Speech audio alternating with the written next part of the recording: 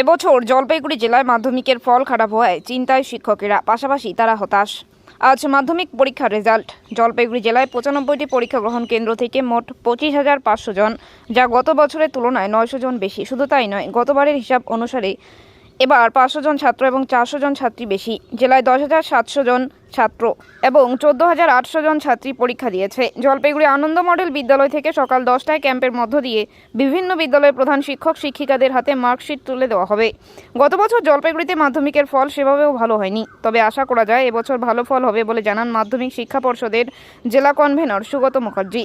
মোট 190টি বিদ্যালয়ে result distribution চলছে, তবে গত বছর এবং এবছর জলপাইগুড়ি জেলায় মাধ্যমিকের ফল খারাপ হওয়ায় চিন্তায় শিক্ষকেরা, পাশাপাশি তারা হতাশ। বছর থেকে দেখা যাচ্ছে জলপাইগুড়ি মাধ্যমিকের রেজাল্ট অন্তপক্ষে এগিয়ে নেই, 10এও নেই। কি কারণ মনে হয় ছাত্রছাত্রীদের? বরাবরই তো উত্তরবঙ্গ পিছিয়ে, তার থেকেও বড় কথা হচ্ছে যে হুটাহাট স্কুল বন্ধ করে দেওয়া, এতে ছাত্র সমাজে বিরাট একটা প্রভাব পড়ে যাচ্ছে।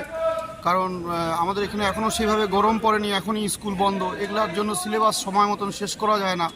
আর গ্রামাঞ্চলে যারা ছাত্রছাত্রী তাদের উপরে তো প্রভাব পড়বেই। র্যাঙ্কটাও কি এর জন্য পিছনে? ছাত্রছাত্রীদের নিজস্ব কোনো ছাত্রছাত্রীরা মানে র্যাঙ্কের কথা যদি বলেন, তাহলে বিগত কয়েক বছর থেকে দেখবেন যে র্যাঙ্ক সেরকমভাবে মানে আমাদের নর্থ বেঙ্গলে সেরকম র্যাঙ্ক নাই। তার মূলত কারণ কিন্তু মানে কিছুটা হচ্ছে মানে স্কুল বিমুখী হওয়া, মোবাইল এফেক্টেড, এগুলোর কারণ তো আছেই। আর ছাত্রছাত্রীরা অনেক অমনোযোগীও হয়েছে, বিশেষ করে স্কুলটার জন্য। স্কুলগুলো তো সময় মতন খোলা থাকছে না, যখন পড়ার টাইম তখন স্কুল বন্ধ হয়ে যাচ্ছে। তারপরে এক একটা স্কুলে বিভিন্ন সময় বিভিন্ন রকম প্রোগ্রাম থাকে। কিছু কিছু শহরাঞ্চলের স্কুলগুলোতে বিভিন্ন সরকারি ইয়েগুলো থাকে, প্রোগ্রামগুলো থাকে, যার জন্য স্কুলগুলো দীর্ঘ সময়গুলো বন্ধ থাকে। এই জন্য ছাত্রছাত্রীদের উপর স্কুলের প্রভাবই নেই, এই জন্য বরাবরের জন্য রেজাল্ট খারাপ হয়ে যাচ্ছে। এটা খুবই দুর্ভাগ্যজনক আমাদের জলপাইগুড়ির পক্ষে। আপনার নাম স্যার? আমার নাম শান্তনু চন্দ্র, কোন স্কুলে? কচুয়া বোয়ালমারি উচ্চ বিদ্যালয়। তো কয়েক বছর ধরেই খারাপ লাগলো। এটা কী কারণে হচ্ছে, কেন হচ্ছে, এটা আমরা খতিয়ে দেখছি।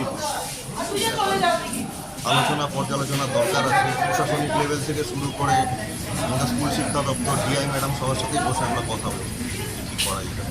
না, আপনারা কি কোনো বিশেষ উদ্যোগ নেবেন এরপরে? অবশ্যই চিন্তা করছি। স্পেশাল ড্রাইভ একটা কিছু? আজকে তো জাস্ট খবরটা পেলাম, হ্যাঁ। নিশ্চয়ই উদ্যোগ নেব আমরা, এবং উদ্যোগ পেলে আপনাদের অবশ্যই জানাবো। এই বছর কীরকম? গত বছর কেমন?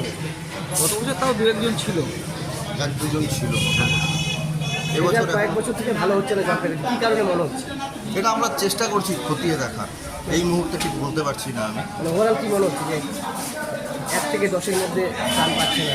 গত বছরে সেরকম এটা তো আমার নিজেরই মনটা খারাপ লাগছে বিষয়টাতে, যেহেতু আমি জলপাইগুড়ি জেলার কনভেনার, এবং এটা দেখছি আমরা আলোচনা করে জানাবো। কতজন মোট পরীক্ষার্থী এবার? এবার 26,000-এর কাছাকাছি ছিল। মানে একটু বেড়েছে হ্যাঁ, গতবার তুলনায়। গতবার কোথায় ডিস্ট্রিবিউশন সেন্টার কীভাবে হবে? আনন্দ মডেল হাই স্কুলের ডিস্ট্রিবিউশন সেন্টার প্রতিবারের ন্যায়। তো এবার কীভাবে হচ্ছে ডিস্ট্রিবিউশন? এবার 10টা থেকে শুরু হচ্ছে। আচ্ছা, সমস্ত হেডমাস্টার মশাইদেরকে জানানো হয়েছে, তারা আসবেন, মার্কশিট নিয়ে যাবেন স্কুলের বিতরণ। কটা থেকে ডিস্ট্রিবিউশন শুরু হবে? 10টা থেকে। না, স্কুলে স্কুলে তো এখান থেকে নিয়ে গেলেই দিতে পারবে, কোনো অসুবিধা নেই।